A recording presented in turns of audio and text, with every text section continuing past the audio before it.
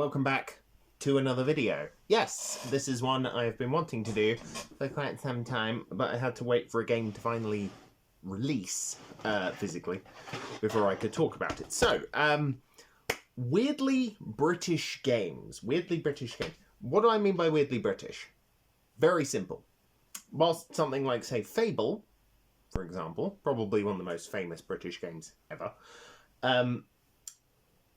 is fundamentally, at its core, about England, about the British Isles in general. It lacks what I would call weirdly British.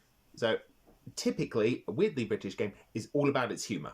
So it's all about its humour. It's all about this irreverent, absurdist, bizarre, and awkward sense of humour that really comes across in a lot of different games. Now, there are British games that are, they're set in Britain, they're this, that, and the other. So, for example, one of my absolute favourites of recent memory was I watched Many a True Nerd, John at Many a True Nerd, play through the entirety of Fallout London. And Fallout London has the exact type of humour I would expect it to. So, for example, post boxes. Fairly, big red post boxes. Classic British thing. They're post boxes. So a good chunk of the post boxes you find across Fallout London are actually robots with little wheels and boxing gloves because they're post boxes. That's the type of insane shit I am talking about. It's the type of insane nonsense that really comes across in a lot of these games that I'm going to be talking about. Now, certain games I have talked about before, other games probably not so much. One I'm just going to kind of give a cursory mention, and that is Darkened Sky. Darkened Sky is a hot trash game.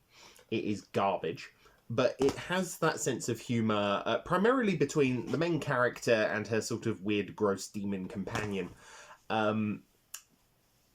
And in turn her relationship sort of with the enemies, where it's this nonsense story where magic Skittles, the candy or sweets, have come down from the sky and they give you power. Okay. Yeah, that's a good example of what I mean. Now, I'm going to talk through some of these. Some of these I haven't played too much. Some of these I've played a lot. Others I'm more intimately familiar because they're adaptations. So let's go from there.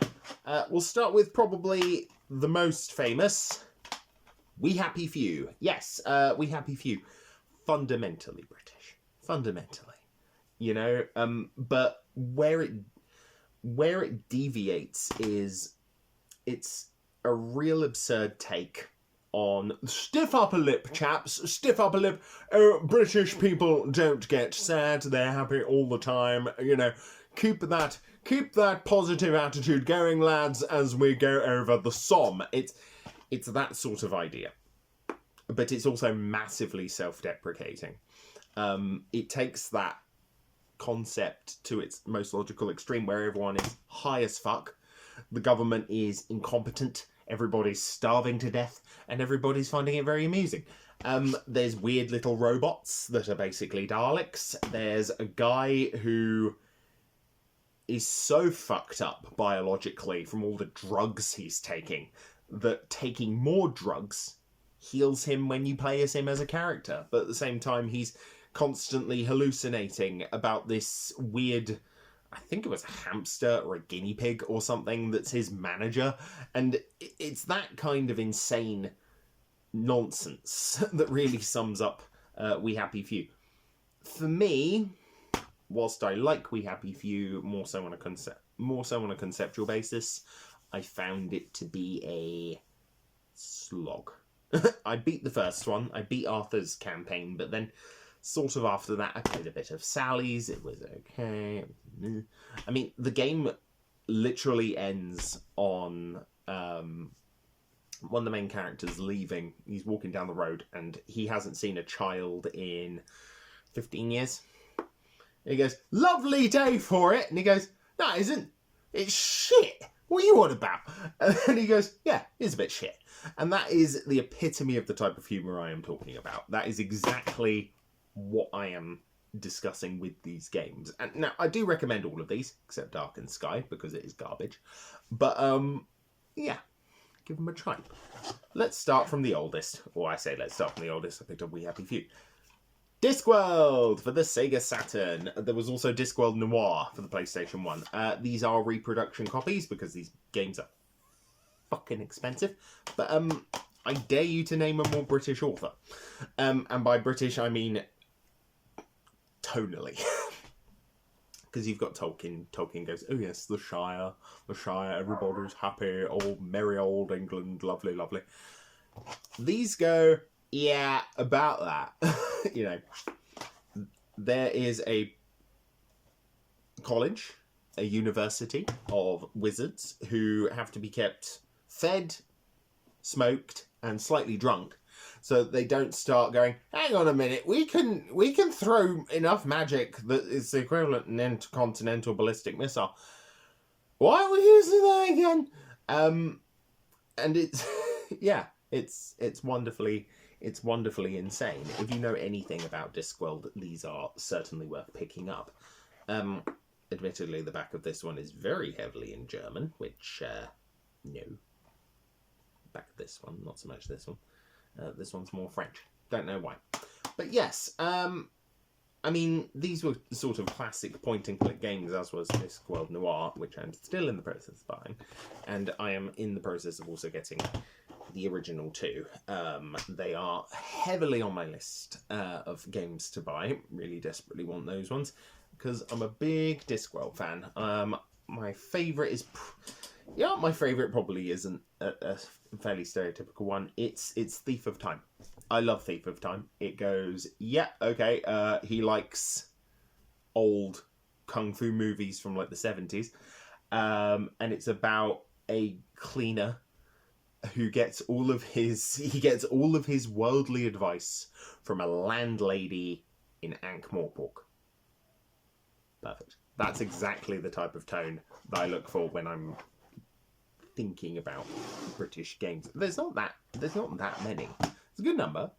The humour's certainly there, but in the case of something like say Fable, you kick a chicken, or you have Richard Ayoade, who I don't like Richard Ayoade. I don't. He's got one joke, and it's not funny, which is I'm slightly awkward and a nerd, and look at my hair, and it's that's it. That's it. He's yeah, not a fan.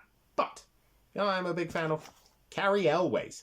Yeah, this is Carrie Elways, featuring in the remake of The Bard's Tale, which was created by the original creator.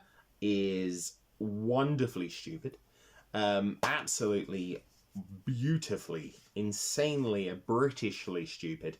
Like there's a bit where you're chasing down what is thought to be a bugbear, chasing it through this cave. Turns out it's just a guy in a bear suit who's like, I just want to be left alone. Why did you hit me? It's like, well, what do you think, you moron? You're terrorizing people. But yeah, I like this game. I've actually been playing an awful lot of it. It's also based on the Orkney Islands, which are, you know, very British. It's also wonderfully self-aware. Main antagonist is voiced by Tony J, which is always a plus. And he's like, yes, I'm going to get my son on the throne. And it comes to his son, who's drooling, and he's green-skinned. And he's like, I drew a picture! And it's just... It's brilliant. It really is. I strongly recommend this. I will be talking about this game in another video down the line, where, to be honest with you, it's one of those games that's better with cheats, which is why I've got all the cheats that I typically use written on a little post-it note inside. But good game. Solid, amazing, wonderful, stupid fucking game that it is. Right, here's one that I have talked about in the past, and I know that Superpants Gaming hopefully rather enjoyed it. Giant Citizen Kabuto. Yeah, I mean, two of the main aliens are, well, you play as three three groups of people. You play as the Mercurians, is that right? Yeah, you play as the Mercurians, you play as Delphi, who is this lady here, and you play as Kabuto himself. Now, the Mercurians are kind of where the crux of the Britishness comes from, in that they are all Cockney, they're all out for a pint, they're all on a lad's holiday cruising off to Majorca, and they get sort of sidelined, and by sidelined I mean eaten, at which point two of them get jettisoned out into space, and you have to gather up the rest of your five-man lads party. Literally two of them are called Gordon and Bennett. Gordon Bennett! There's this whole great scene where one of the natives of the land they crash in, he's about to be eaten by Kabuto. And he's called Timmy. So everyone just starts screaming, Timmy! Timmy! Timmy! Even Timmy starts screaming Timmy. And then one of the mechs, like, everyone stops and he runs up and goes, Timmy! He's like, we know, shut up! I love this game. I love this game. It is period my favourite PS2 game, like bar none. I absolutely love Giant Citizen Kabuto. You can pick it up on Steam, where you can actually access its multiplayer, which you can't in the PS1, in the 2 version, which is kind of annoying. But it is just mad. It is completely mad. It has no idea what it's doing, and I absolutely love it. Here's the thing. Planet Moon, the developers of Giant Citizen Kabuto, made another one. This one's more British, believe it or not. Largely because you have a tea-drinking robot, you have a weird scouser, you have a small blind fucker who has massive fake eyes that are blatant in all their wondrousness, but it also extends to the guns. So you've got the world's smallest black hole, you've got Vindaloo rocket launchers, you've got the topsy-turvy mine, or the topsy-turvy grenade, where you activate it. It flips the entire world upside down, and all the enemies fall to their deaths. Somehow. By going up. There's also a gun that fires sharks. So, okay. It's amazing. It really, really is. It's so freaking stupid. It is so freaking stupid. Actually, this might be the one with the... Oh, no. It is. Or maybe it is. I don't know. But either way, dumb as fuck. No co-op, which is a bit weird, because pretty much on every level, you have one of these other guys with you. So why there's no co-op on this, I have no idea. No real... It says online multiplayer, but I don't think that's entirely true. Yeah. I mean, this doesn't, unfortunately, have the manual, so I don't know. But if I track down the manual, which I will, I'll let you know more about it. But yeah, worth playing. I've been playing a lot of that recently. Here's a classic. Conker. Conker is made by Rare. Rare are a British studio. The humour is there, let me tell you. Now, it's mostly, a lot of it's referential.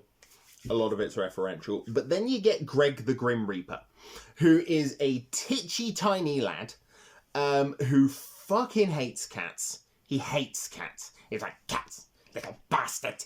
And he's got a ridiculously high-pitched voice. And he's like, I'm just doing my job, mate. I don't even get paid very much. And it's just... It's exactly what you'd think it is. Like, Conker spends most of his time down the pub. You go through, like, a whole Matrix parody. You do a Saving Private Ryan parody. Whilst the American film parody tone is probably the bulk of its comedy, undercurrently, British all the way. I love this fucking game. I kid you not. So, when I bought this, it was 2010 or 11. Can't remember which. I think it was 2011. And I'd gone into town. Game Station was still alive. We miss you, my friend. But I had about 40 quid.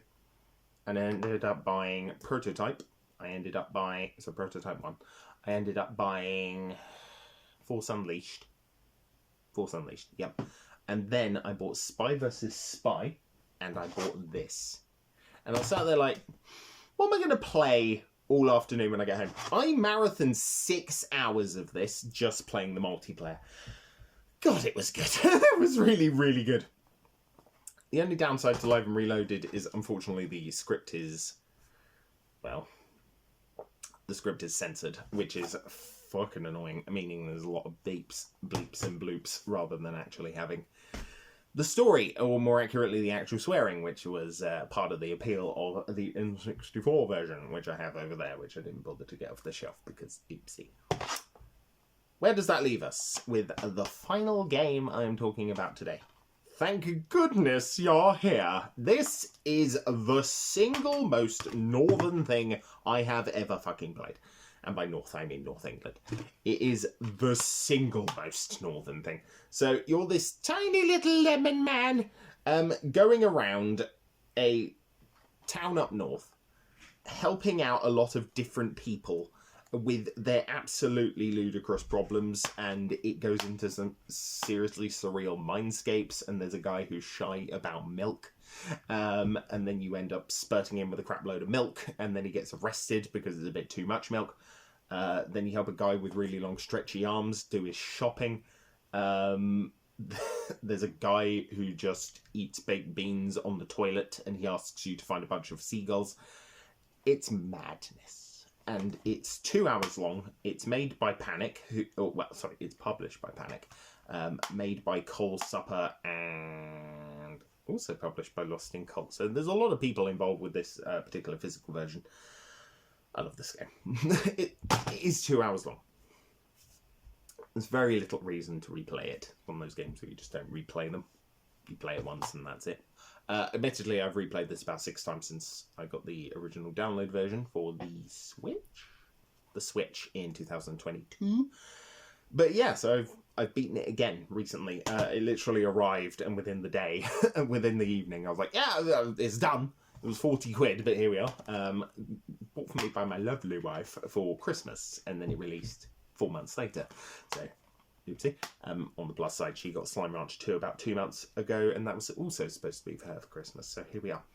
But yes, those are some weirdly British games. Weirdly British games in terms of tone, in terms of amusement, in terms of comedy.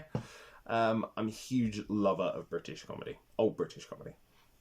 Blackadder, Monty Python. I really like Are You Being Served?